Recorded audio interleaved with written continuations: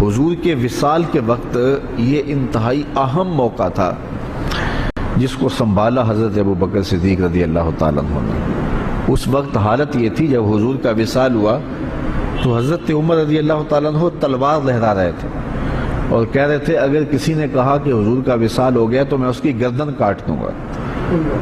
حضور علیہ السلام کچھ وقت کے لیے سکتے میں چلے گئے ہیں، پھر اپنی اصلی حالت میں لوٹ آئیں گے، تو اگر کسی نے یہ کہا تو میں اس کی گردن کاٹوں گا۔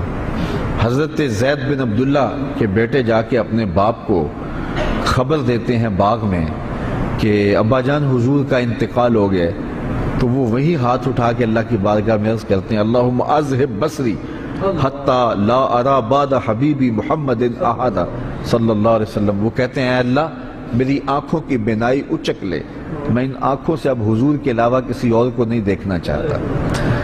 حضرت انس بن مالک رضی اللہ تعالیٰ عنہ فرماتے ہیں کہ جب حضور مدینے میں داخل ہوئے اس دن سے روشن دن میں نے نہیں دیکھا، اور جس دن حضور کا وصال ہوا اس دن سے تاریک دن میں نے نہیں دیکھا۔ بلال حبشی شہر مدینہ چھوڑ گئے کہ اب ان گلیوں میں حضور نظر نہیں آتے تو شہر میں رہ کے اب کیا کرنا ہے۔ اسی طرح حضرت سیدہ فاطمہ رضی اللہ تعالی عنہ روتی تھیں اور ساتھ کہتی تھیں صبت علیہ مصائب لو انہا صبت علی الایام سرنا لیالیا، میرے اوپر جو مصیبتیں پڑ گئی ہیں اگر وہ دنوں پہ پڑ جاتی تو وہ مصیبتوں سے رات بن جاتے۔ وہ غضبہ نامی اونٹنی جو حضور کی سواری تھی، اس اونٹنی سے حضور کا ہجر برداشت نہ ہوا، وہ حضرت سیدہ فاطمہ زہرا کی دہلیز پر سر رکھ کر کے روتی رہتی تھی اور باقاعدہ اس حال میں اس نے انتقال کیا۔ وہ داراز گوش جس پہ حضور سواری کیا کرتے تھے جسے یافور کہتے تھے، وہ ایک اندھے کنویں میں چھلانگ لگا کے اپنی جان سے ہاتھ دھو بیٹھا۔ جب حضور چلے گئے تو ہم نے جی کے کیا لینا ہے۔ تو ایک عجیب رنگ تھا کائنات کا۔ اب اس حالت کے اندر کہ صحابہ کے اوپر ایک سکتہ طاری ہے، حضرت عمر تلوار لیے کھڑے ہیں، اور ان حالات میں جو منافق تھے انہوں نے کھیل کھیلا، اور وہ کھیل کیا تھا؟ بڑا باریک چال تھی ان کی۔ انہوں نے کہنا شروع کر دیا واہ جی واہ، حضور کے موجود ہونے سے کیا رنگ تھا، کیا بہاریں تھی، کیا نمازیں تھی، کیا روزے تھے، کیا جہاد تھا۔ اب کس نے نماز پڑھنی ہے، اب کس نے روزہ رکھنا ہے، اب کس نے زکوٰۃ دینی ہے، اب کس نے حج کرنا ہے، اب کس نے اپنے مال کو پیش کرنا ہے۔ یہ تو ساری بہاریں ان کے دم سے تھیں، تو جب حضور وصال کر گئے ہیں تو اب کس نے یہ نیکی کے کام کرنے ہیں؟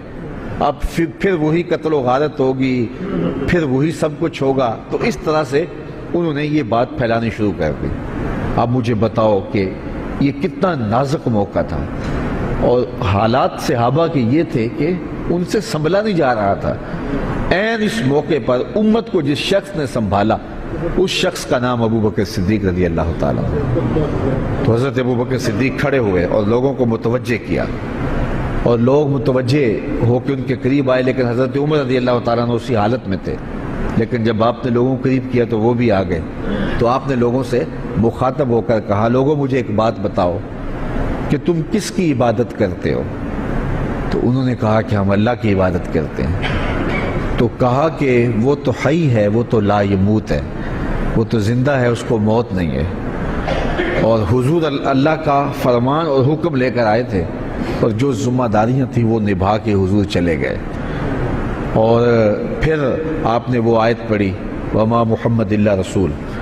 صحابہ فرماتے ہیں ہمیں پتہ چلا کہ یہ آیت اس موقع کے لیے نازل ہوئی تھی، ہمیں پہلے کبھی اس کی طرف توجہ ہی نہیں ہوئی تھی۔ اور پھر فرمایا کیا جس دین کے لیے رسول اللہ نے اپنی ساری زندگی لگا دی، حضور نے اپنی ساری جوانی لگا دی، حضور نے ایک ایک لمحہ جس دین کے لیے صرف کر دیا، کیا حضور کے وصال کرنے کے بعد تم اس دین کو چھوڑ دو گے؟ صحابہ نے کہا کیوں چھوڑیں گے، ہم تو کھڑے ہوں گے اس دین کے لیے۔ تو کہا پھر حضور چلے گئے اور تمہارے کندھوں پہ یہ ذمہ داری ڈال گئے ہیں، اب اٹھو اس دین کا جھنڈا لے کے پوری دنیا کے اوپر نکلو۔ اور اس جملے نے امت کو کھڑا کر دیا۔ تو اس وقت منافقین جو چال چل رہے تھے اور اسلام کے خلاف جو باریک چال چل رہے تھے، اگر حضرت صدیق اکبر رضی اللہ تعالیٰ عنہ بھی اس وقت اسی حالت میں چلے جاتے جس حالت کے اندر باقی لوگ صدمے سے نڈھال تھے، تو مجھے بتاؤ کہ کون سنبھالا دیتا اور کون جو ہے وہ اس وقت امت کو سنبھالتا۔ تو حضرت ابوبکر صدیق رضی اللہ تعالیٰ عنہ نے اس موقع پر امت کو سنبھالا۔ دوسری بات یہ ہوئی کہ امت تقسیم ہونے لگی تھی، یہ بات طے ہونے لگی کہ انصار سے خلیفہ ہوگا اور ایک مہاجرین سے ہوگا۔ اس موقع پہ حضرت ابوبکر صدیق نے جا کے کردار ادا کیا اور امت کو اس نازک موقع پہ تقسیم ہونے سے بچا لیا۔ آج لوگ کہتے ہیں کہ ادھر حضور علیہ الصلوۃ والسلام کا جسد انور پڑا ہوا تھا اور انہیں خلافت کے معاملے پڑے ہوئے تھے، اور میاں یہی تو کام تھا ذمہ داری کا جو کرنے کا تھا، جو حضرت سید صدیق اکبر نے کیا۔ اس وقت اگر نہ اٹھتے تو امت دو حصوں میں تقسیم ہو چکی ہوتی۔ تو یہ وہ احسان ہے حضرت ابوبکر صدیق رضی اللہ تعالیٰ عنہ کا کہ لہجہ ان کا بھی پھٹ رہا تھا۔ حضور علیہ السلام کی وفات کا جو صدمہ تھا وہ انہیں بھی تڑپا رہا تھا، بلکہ ایک زمانہ ایسا آیا کہ حضور نے صحابہ سے خطاب کرتے ہوئے فرمایا کہ اللہ نے ایک بندے کو اختیار دیا ہے کہ وہ اس دنیا کو اختیار کر لے یا آخرت کو اختیار کر لے، تو اس نے اس دنیا کی بجائے آخرت کو اختیار کر لیا۔ تو حضرت صدیق اکبر رو پڑے۔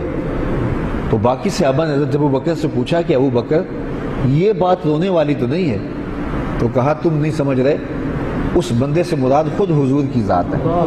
تو اس کا مطلب یہ ہے کہ حضور اب ہم سے جدا ہو رہے ہیں اور انہیں برداشت نہیں ہو رہا تھا۔ لیکن اس وقت جب یہ نازک موقع آیا تو حضرت ابوبکر صدیق نے کھڑے ہو کے امت کو سنبھالا دیا